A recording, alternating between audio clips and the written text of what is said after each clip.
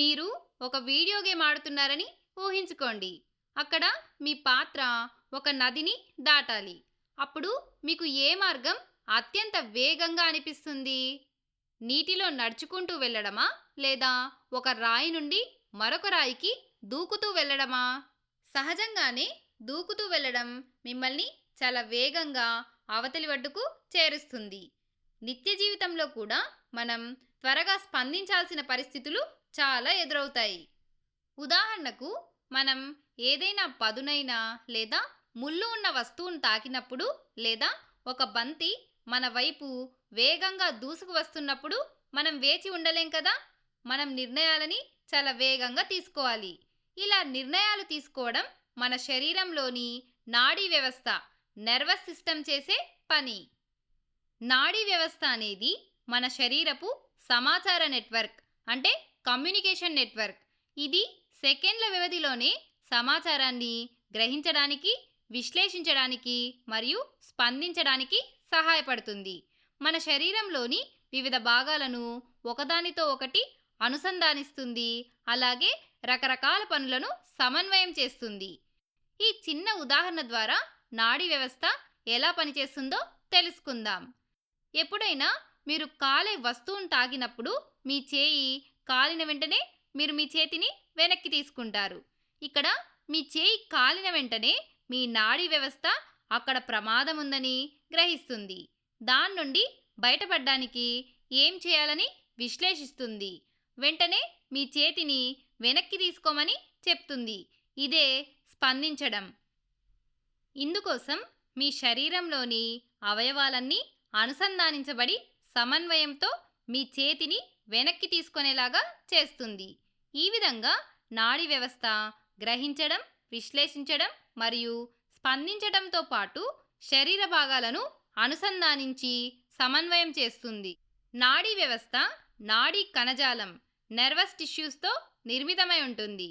నాడీ కణజాలంలో అతి ముఖ్యమైన భాగాలు న్యూరాన్లు లేదా నాడీ కణాలు. ఈ న్యూరాన్లు సమాచారాన్ని చేరవేసే బాధ్యతను వహిస్తాయి. ఈ సమాచారం విద్యుత్ సంకేతాల రూపంలో లేదా విద్యుత్ ప్రచోదనాల రూపంలో ప్రయాణిస్తుంది. అందుకే మనం ఈ న్యూరాన్లను మన ఇళ్లల్లో ఉండే విద్యుత్ తీగలతో పోల్చవచ్చు.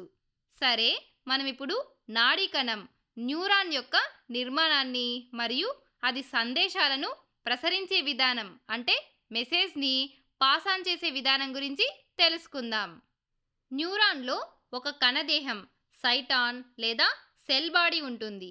ఈ కణదేహం జీవద్రవాన్ని కలిగి ఉంటుంది. ఇందులో కేంద్రకం మరియు కొన్ని గ్రంథి రూపకణాలు ఉంటాయి. ఈ గ్రంథి రూపకణాలను నిస్సెల్ కణికలు, అంటే నిస్సెల్స్ గ్రాన్యూల్స్ అని అంటారు.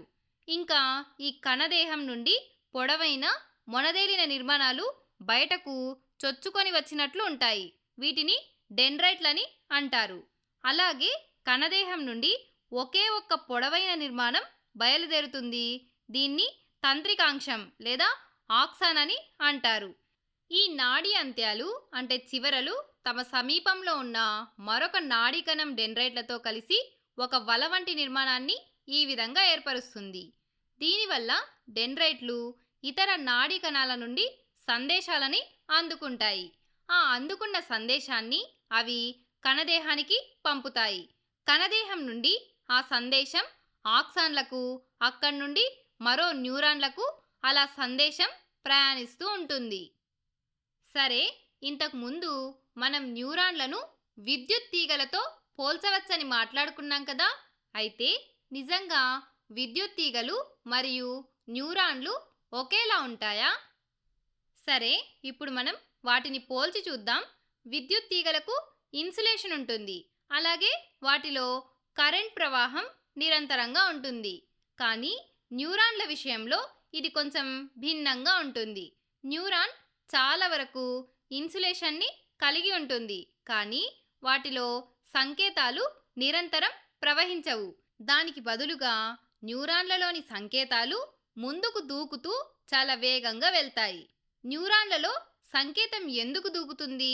దీనికోసం మనం మళ్ళీ న్యూరాన్ నిర్మాణాన్ని చూద్దాం. న్యూరాన్లో కణదేహం, డెండ్రైట్ మరియు ఆక్సాన్ ఉంటాయని మనకు తెలుసు కదా. చాలా న్యూరాన్లలోని ఆక్సాన్లు పరిశీలిస్తే ఇది మైలిన్ త్వచం, మైలిన్ షీత్ అనే ప్రత్యేక రక్షణ పొరతో చుట్టబడి ఉంటుంది. ఈ మైలిన్ త్వచం విద్యుత్ తీగల చుట్టూ ఉండేటువంటి ప్లాస్టిక్ కోటింగ్ వలె ఉంటుంది. ఇది ఒక ఇన్సులేటింగ్ పొరలా పనిచేస్తూ సంకేతం బయటకు లీక్ అవ్వకుండా కాపాడుతుంది. అలాగే సంకేతాన్ని బలంగా ఉంచుతుంది. ఈ మైలిన్ త్వచం అనేది ఒక పొడవైన గొట్టంలా ఉండదు. అందుకు భిన్నంగా ఇది ఆక్సాన్ చుట్టూ చుట్టబడిన అనేక స్క్వాన్ కణాలతో నిర్మితమవుతుంది. మైలిన్ షీత్ ఉన్న ఆక్సాన్లను మైలనేటెడ్ న్యూరాన్లని అంటారు. అదే లేని వాటిని అన్మైలనేటెడ్ న్యూరాన్లని అంటారు. ఈ మైలిన్ త్వచం ఏర్పడినప్పుడు వాటి మధ్య కొన్ని ఖాళీలు మిగిలిపోవడాన్ని మీరు చూడవచ్చు. ఈ ఖాళీలనే నోడ్స్ ఆఫ్ రాన్వియర్ కణుపులు అని పిలుస్తారు. అసలు ఈ నోడ్స్ ఆఫ్ రాన్వియర్ ఎందుకుంటాయి, వీటి పాత్ర ఏంటి అని మనం పరిశీలిస్తే న్యూరాన్లలో సందేశాలు విద్యుత్ సంకేతాల రూపంలో ప్రయాణిస్తాయని మనకు తెలుసు కదా. అయితే ఇవి విద్యుత్ ప్రచోదనాల రూపంలో ఎందుకు ప్రయాణిస్తాయంటే నాడీ కణత్వచం ద్వారా ప్రధానంగా సోడియం మరియు పొటాషియం అయాన్లు కదులుతూ ఉంటాయి. అవి ముఖ్యంగా ప్రతి నోడ్ వద్ద లోపలికి మరియు బయటకు ఈ విధంగా కదులుతూ ఉంటాయి. ఈ సోడియం మరియు పొటాషియం అయాన్ల మధ్య వ్యత్యాసం వల్ల విద్యుత్ సంకేతాలు పుడితే నోడ్ల వద్ద జరిగే ఈ కదలిక ఆ ప్రేరణను తిరిగి ఉత్తేజపరుస్తుంది. అందుకే మనం ఈ నోడ్ ఆఫ్ రాన్వియర్ను ఒక శక్తి కేంద్రంలా లేదా ఒక చిన్న ఛార్జింగ్ స్టేషన్లా భావించవచ్చు. ప్రతి నోడ్ వద్ద సోడియం మరియు పొటాషియం అయాన్లు లోపలికి బయటకు కదలడం వల్ల చిన్న విద్యుత్ ప్రేరణలు పుడతాయి.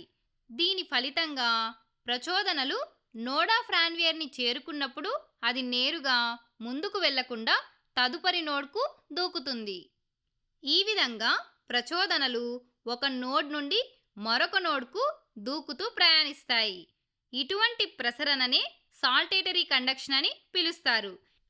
ఇది ఎందుకు ముఖ్యమంటే మైలిన్ త్వచాన్ని కలిగి ఉన్న మైలనేటెడ్ న్యూరాన్లలో సంకేతాలు చాలా వేగంగా ప్రయాణిస్తాయి. అదే మైలిన్ త్వచం లేని అన్మైలనేటెడ్ న్యూరాన్లలో ప్రేరణ చాలా నెమ్మదిగా అడుగు అడుగు వేసుకుంటూ వెళుతుంది. ఇది నీటిలో నడవడం మరియు రాళ్లపై దూకుతూ వెళ్ళడం మధ్య ఉన్న తేడా లాంటిది. అందుకే నోడ్స్ ఆఫ్ రాన్వియర్ అవసరం. దీనివల్ల న్యూరాన్లలో సంకేతాలు ముందుకు దూకుతూ చాలా వేగంగా వెళ్తాయి. ఈ వీడియో యొక్క సారాంశం ఏంటంటే మన శరీరంలో ముఖ్యమైన నిర్ణయాలు తీసుకోవడానికి నాడీ వ్యవస్థ బాధ్యత వహిస్తుంది మరియు నాడీ వ్యవస్థలోని న్యూరాన్లు లేదా నాడీ కణాలు సమాచారాన్ని విద్యుత్ ప్రచోదనాల రూపంలో మోసుకెళ్తాయి. అలాగే న్యూరాన్లపై ఉండే మైలిన్ త్వచం ఒక ఇన్సులేటింగ్ పొరలా పనిచేస్తూ సంకేతాలను బయటకు లీక్ అవ్వకుండా కాపాడుతుంది. అదేవిధంగా రాన్వియర్ కణుపులు మెట్లు లేదా ఛార్జింగ్ స్టేషన్లలా పనిచేస్తూ ప్రచోదనలు ముందుకు దూకడానికి మరియు వేగంగా ప్రసరించడానికి సహాయపడతాయి. మైలిన్ త్వచం లేని న్యూరాన్లతో పోలిస్తే మైలిన్ త్వచం కలిగి ఉన్న న్యూరాన్లలో చాలా వేగంగా సంకేతాలు ప్రయాణిస్తాయి.